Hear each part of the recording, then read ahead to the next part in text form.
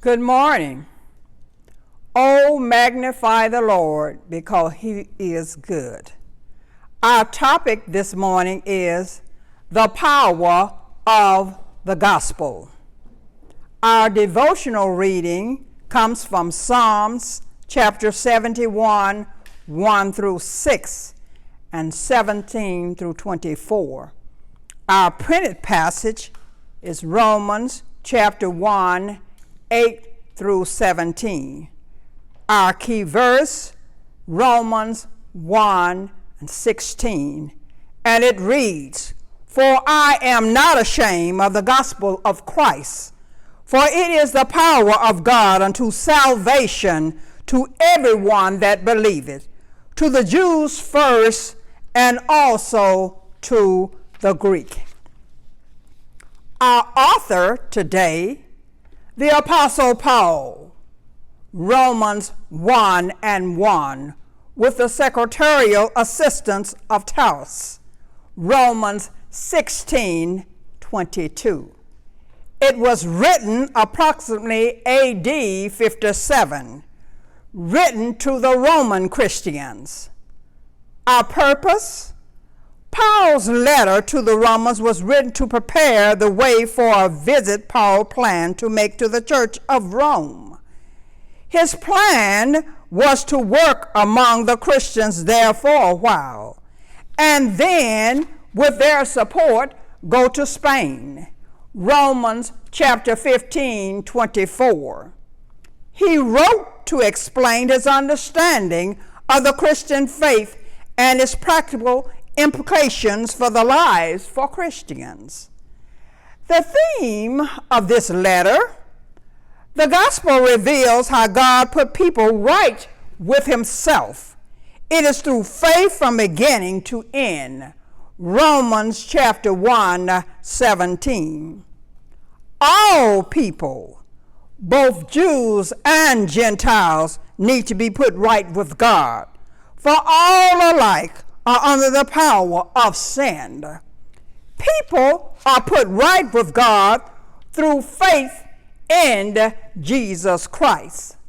Some key terms to remember are faith. Faith is defined as faithfulness, belief, or trust. Gospel, the good news of the coming of the Messiah, good tidings. Prayers means request, entreaties, and pleas. Serve means to serve, especially God. Thanks means to be thankful, to give thanks, express gratitude. Witness, a record, an eyewitness or ear witness.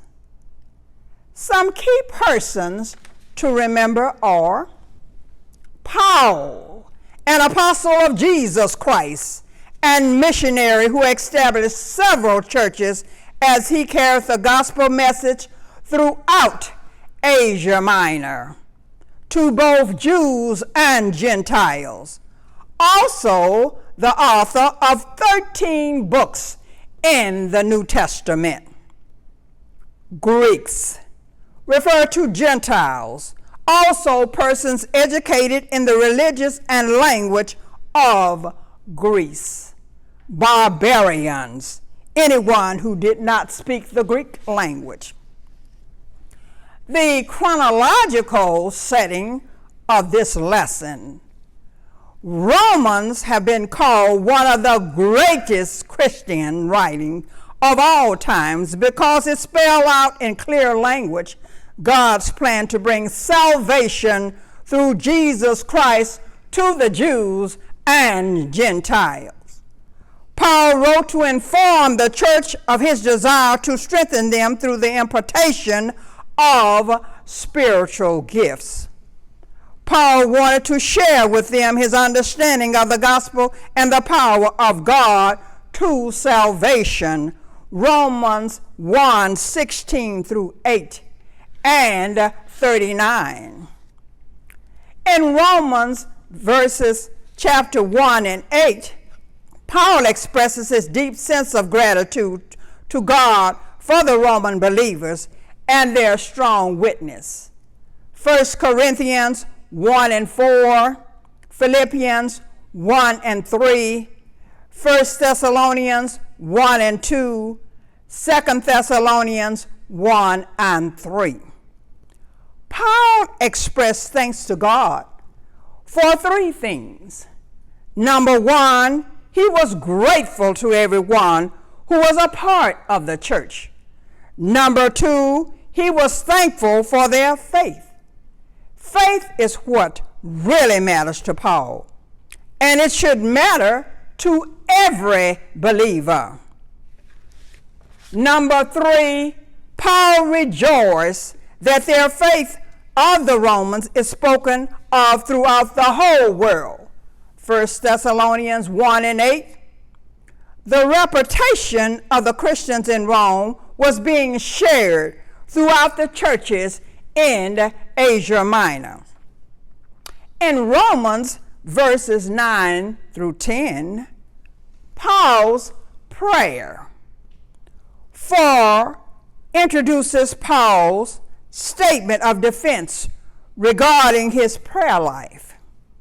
He declared that the proof of all that he had said can be validated by God. Philippians 1 and 8. 1 Thessalonians 2 and 5. It was important for the Romans to know that his statement about prayer on their behalf was not an empty one. The word serve has been translated as either worship or out of ministry to others. Paul worshiped God with his spirit. Prayer and worship go together. Worship begins with the human spirit, directed by God. In Romans verses 10, it expresses the specific object of Paul's prayer life. He has long desired to visit Rome. He was a man under obligation to God. His agenda was determined by God's direction. In verses 11 through 13, Paul wanted to impart a spiritual gift to them. He considered salvation and eternal life through Jesus Christ to nothing less than the very gift of God. Romans 6 and 23. Paul wanted time for mutual exchange with the Romans. Their fellowship together would serve a mutual benefit. Paul expected that his visit would result in spiritual fruit.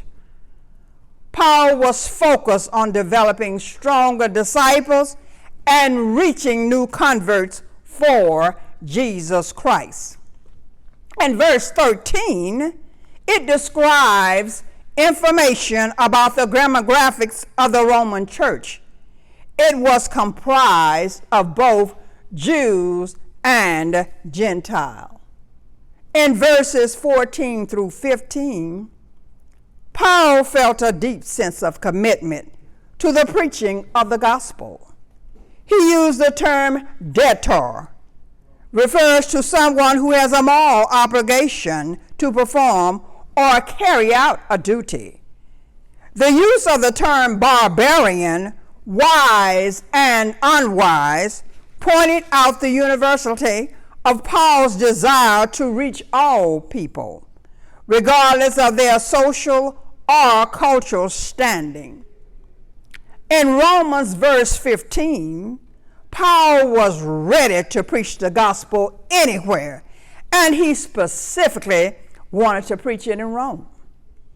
The message of the gospel is a preach message, both written and oral. It is a message to be received collectively and individually. The message of the gospel is a foundation for faith and righteous living. The gospel is the very foundation of new life in Jesus Christ. The message of the gospel is the message of hope and salvation. In Romans verses 16 through 17, the verses have been identified as the theme of Romans. The gospel is nothing less than the message of the finished work of Jesus Christ, who died on a cross at Calvary. The gospel represents the divine power and love demonstrated at the cross. Those who embrace the gospel receive salvation through faith in God's work through Jesus Christ. Ephesians 2, 8 through 10. In verse 17, it is only through faith that one is made righteous before God. Jesus paid the penalty for sin and imput his righteousness to all who accept him by faith. His death at Calvary reveals his righteousness and make us righteous.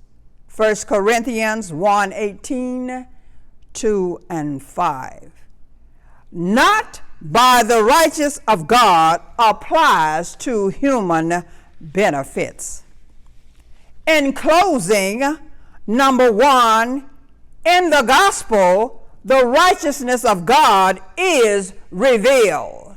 Number two, the gospel reveals the divine origin, identity, mission, suffering of Jesus, and his victory over sin.